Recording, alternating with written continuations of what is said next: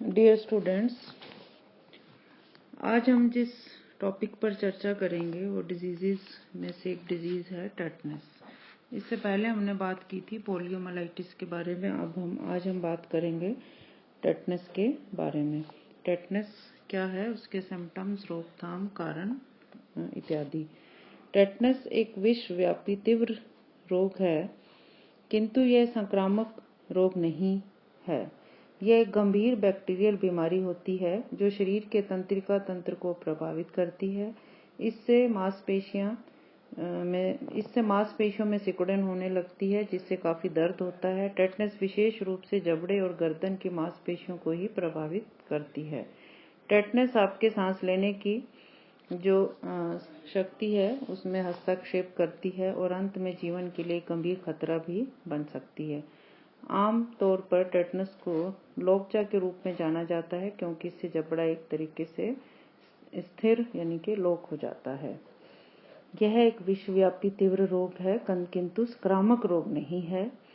यह एक व्यक्ति से दूसरे व्यक्ति में नहीं फैलता। इसे लोकचा या बंद जबड़ा भी कहते हैं, क्योंकि इस रोग में सबसे पहले जबड़े की पेशियों में ऐंठन आती है, जिससे रोगी मुंह नहीं खोल पाता है। यह रोग क्लोस्ट्रीडियम टिटेनी नामक जीवाणु से होता है।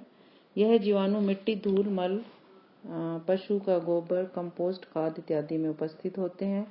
घोड़ा, बकरी, भेड़ तथा अन्य घास खाने वाली जानवरों की आंतों में इसके जीवाणु पाए जाते हैं, जो मल के द्वारा निष्कासित होते हैं।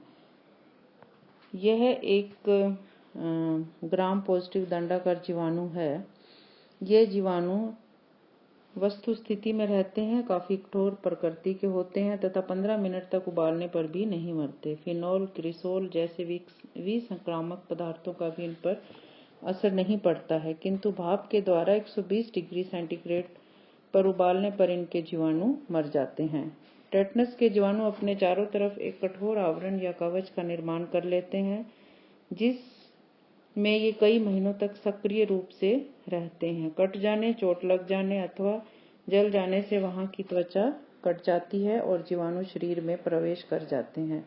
उपयुक्त वातावरण पाकर इनके आवरण टूट जाते हैं तथा लाखों की संख्या में जीवाणु रक्त में फैल जाते हैं और विष उत्पन्न करते हैं।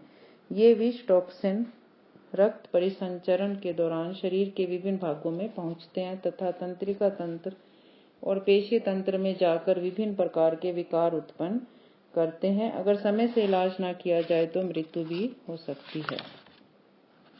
यूं तो यह रोग विश्वव्यापी है, किंतु विकसित देशों जैसे यूके, यूएसए में बहुत ही कम होता है। विकासशील देशों में यह रोग बहुत अधिक पाया जाता है और ग्रामीण लोगों में ये रोग बहुत ज्यादा पाया जाता है, क्योंकि अर्थ अभाव यानी कि इकोनॉमिक आर्थिक स्थिति की समस्या तथा अज्ञानता के कारण वे पैरों में जूते और चप्पल नहीं पहनते हैं। गरीबी या अज्ञानता या जो भी ग्रामीण लोगों में इस तरह की अज्ञानता को देखा जाता है, लिटरेसी है या फिर इकोनॉमिक रीजंस भी हो सकते हैं, आर्थिक परिस्थितियां भी हो सकती हैं, और जिससे उनके पैरों में पिन या अन्य लोहे की वस्तु चुभने से जो है टेटनस की बीमारी हो जाती है। और टेटनस के जीवाणु उन कटे पांव के माध्यम से शरीर में जो है आसानी से प्रवेश कर सकते हैं और भारी विष यानी कि एक्सोटॉक्सिन फैलाते हैं। कहीं पे भी कोई कट हो जाता है लोहे से या पेन से, तो टेटनस का इंजेक्शन इसलिए वो विदिन 24 आवर्स लगवाना अनिवार्य होता है, क्योंकि उस कट के थ्रू जो है जीवाणु अंदर प्रवेश कर करके इस रोग को फैलाते हैं। भारत में ये रोग अधिक पाया जाता है, तब प्रति 1 लाख व्यक्ति में 100 व्यक्ति जो है इस बीमारी से पीड़ित रहते हैं और मृत्यु भी हो सकती है। नवजात शिशु, गर्भपात कराने वाली स्त्री तथा गर्भवती स्त्री में यह रोग अधिक हो सकता है। फिर इसके क्या फैक्टर्स हैं, होस्ट फैक्टर्स क्या हैं इसके कारक। यह रोग सभी आयु के स्त्री पुरुष में हो सकता है, किंतु 5 वर्ष की आयु से अधिक उम्र के बच्चों में यह रोग अधिक होता है। नवजात शिशु भी इस रोग के शीघ्र ही शिकार होते हैं। अगर उनकी नाभि नाल जंग लगी चाकू या ब्लेड से काट दी जाए तो जब भी बच्चा पैदा होता है तो वो नाभि को काटा जाता है, लेकिन जिस भी चाकू या ब्लेड से जिस भी औजार से काटी जाती है, अगर उसमें जंग लगा हुआ है तो ये रोग होने का डर रहता है। इसलिए किसी भी बच्चों वस्तु में जंग लगा हुआ है, वो चाकू है, ब्लेड है, रेजर है, या जो भी उपकरण हम काम में लेते हैं किचन में या बाथरूम में, तो जंग लगी हुई वस्तु को तुरंत फेंक देना चाहिए। चाहे वो ऑल पिन है, पेन्स हैं, कुछ भी इस तरह का प्रयोग में ना लाएं जिस पे जंग लगा है, क्योंकि अगर उससे कट आ जाता है बॉडी की किसी भी अंग में या पार्ट में, तो ये रोग होने का डर रहता है, क्योंकि उस कट से जीवाणु जो है अंदर चले जाते हैं। गर्भवती मां तथा गर्भपात कराने वाली स्त्री में भी यह रोग अधिक पाया जाता है। फिर है कि जीवाणु कौन से हैं, इसका एजेंट क्या है।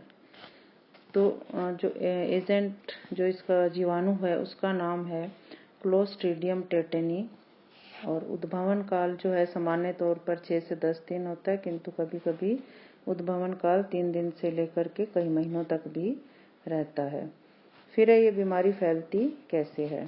चोट लग जाने, कट जाने, घाव होने तथा जल जाने पर इस रोग के जीवाणु जो हैं शरीर में प्रवेश करते हैं और रोग फैलाते हैं। जंग लगा चाकू, ब्लेड से नवजात शिशु के नाभि रज्जु काटने से शिशु में ये रोग हो सकता है। अस्वच्छ वातावरण में अस्वच्छ तरीके से अप्रशिक्षित नर्स द्वारा प्रसव करवाने से अथवा गर्भपात कराने पर यह रोग हो सकता है। जंग लगे उपकरणों से चोट लग जाना, जंग लगी पिन या लोहे की सुई चुभना, दांतों को पिन से कुरेदना इत्यादि से इसके जीवाणु जो है शरीर में प्रवेश कर जाते हैं और रोग फैलाते हैं। यह रोग चूंकि संक्रामक नहीं है तथा एक व्यक्ति से दूसरे में नहीं फैलता।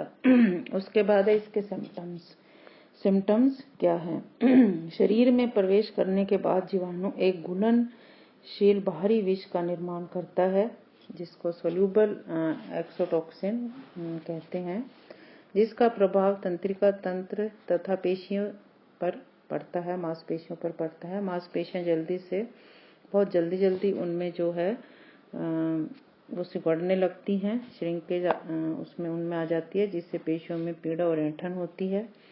सबसे पहले जबड़े की मांसपेशियों में ऐंठन होती है, जिससे रोगी जो है मुंह नहीं खोल पाता, उसे लोकजा इनके बंद जबड़ा भी कहते हैं। इसके बाद गर्दन है, कमर व पेट की मांसपेशियों में भी ऐंठन होती है। रोगी का शरीर धनुष के समान पीछे की ओर मुड़ जाता है। अगर समय से उपचार न की जाए तो व्यक्ति की मृत्यु हो सकती है। फिर है इम्यूनाइजेशन यानी कि प्रतिरक्षण। शिशु में टेटनस ऑक्साइड टीटी का टीका जो है 6 सप्ताह से 9 महीने की आयु में लगाना चाहिए। प्रत्येक टीके के बीच 1 माह का अंतर रखा जाता है। पुनः 18 से 24 माह में बूस्टर का टीका लगाना चाहिए तथा 5 से 6 वर्ष की आयु में DT का टीका लगवा देना चाहिए। गर्भवती मां को जितनी जल्दी हो सके गर्भावस्था में टेटनस का एक टीका लगवाना चाहिए। दूसरा टीका 7वें माह तथा प्रसव से 3 सप्ताह पूर्व लगा देना चाहिए। 2 टीकों के मध्य 1 से 2 महीने का अंतर होना चाहिए। राष्ट्रीय प्रतिरक्षण यानी कि जो राष्ट्रीय शेड्यूल के अनुसार गर्भावस्था में 16 से 36 सप्ताह तक टेटनस का टीका निश्चित रूप से लगा देना चाहिए। फिर है बचाव के उपाय क्या है। कटे फटे अथवा जले हुए स्थान को स्वच्छ पानी से तुरंत धो लेना चाहिए ताकि वहां से धूल, मिट्टी, गोबर इत्यादि हट जाए। कटे हुए स्थान को आयोडीन के घोल से भी धोया जा सकता है।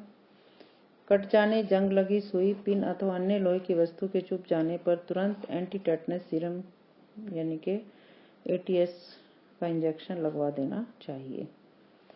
प्रसव में उपयोग किए जाने वाले सभी उपकरणों को अच्छी तरह से विसंक्रमित करके ही उपयोग में लेना चाहिए। प्रसव के स्थान तथा प्रसव कराने वाली नर्स को भी स्वच्छ वस्त्र पहनने चाहिए तथा अपने हाथों को विसंक्रमित कर लेना चाहिए। जो लोग फौज में काम करते हैं उनको नियमित रूप से ATS का टीका लगवाते रहना चाहिए। दमकल के कर्मचारी, लोहे की फैक्ट्री में काम करने वाले कर्मचारी, पुलिस और अन्य खतरनाक व्यवसाय में जो भी कर्मचारी काम करते हैं उनको लगभग 5 वर्षों में ATS का टीका अवश्य लगवाना चाहिए। तो हम पहली बात तो ये है कि इस बीमारी से बचने के लिए जो भी इसकी प्रिकॉशंस हैं वो पहले से ले ली जाएं ताकि ये बीमारी किसी को भी ना हो। Thank you.